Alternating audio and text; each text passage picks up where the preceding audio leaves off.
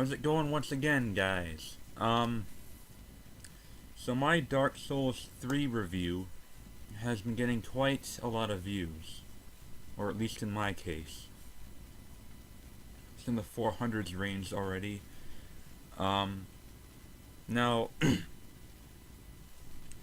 for those of you who are fans of my top 10 or top 5 related Souls videos I make each year, and that includes Bloodborne, you're probably wondering where my top 5 hardest and easiest bosses in Dark Souls 3 videos are.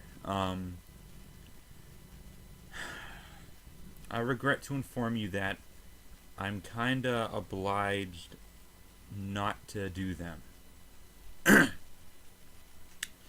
the reason being is because I found out after playing it that there are only 19 bosses in the game. That includes all the optional areas. There was only 19 bosses in the game, compared to 20 something that were in the other two Dark Souls games. And about 20 that were in Bloodborne, I think. Did Bloodborne have over 20 bosses? I thought it did. I thought Bloodborne had more bosses than Dark Souls 3. Anyway, when I make this list, it's gonna seem weird because when I'm using 5 of the hardest bosses and 5 of the easiest bosses, I'm using right there, that's the majority of the bosses in the game. That's 10 out of 19 bosses, and it doesn't really leave enough room for like the vast majority of average bosses. So it just seems weird for me to pick out the majority as an extreme hardest or easiest. I could do like a top 3 hardest or easiest, but and I was a little disappointed about finding that out because I was looking forward to actually narrating over gameplay instead of what I did previously and just like put pictures of each boss with like text. I was looking forward to actually making this, but I don't think spending days making these 2 videos might not be worth it because there's not enough bosses to the point where it's just going to be way too subjective, and there's not that many hard bosses in Dark Souls 3 either.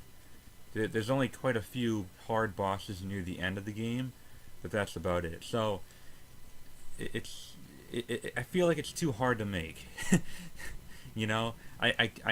made a list, but then I found out later on that there are only 19 bosses.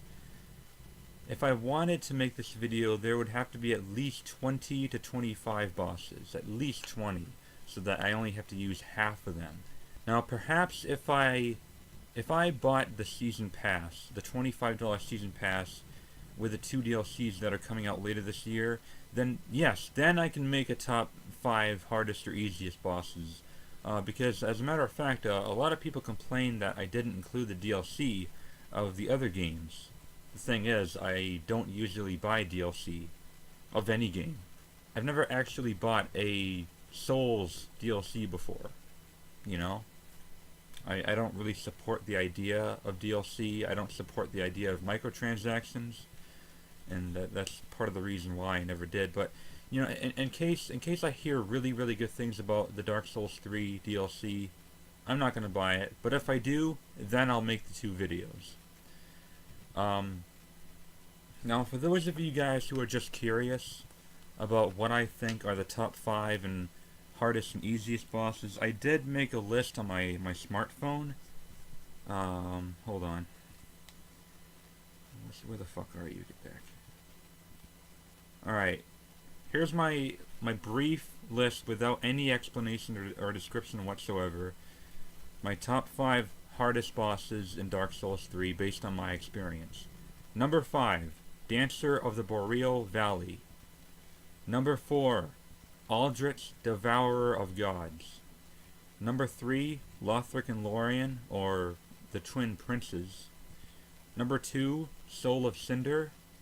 And number 1, you guessed it, Nameless King.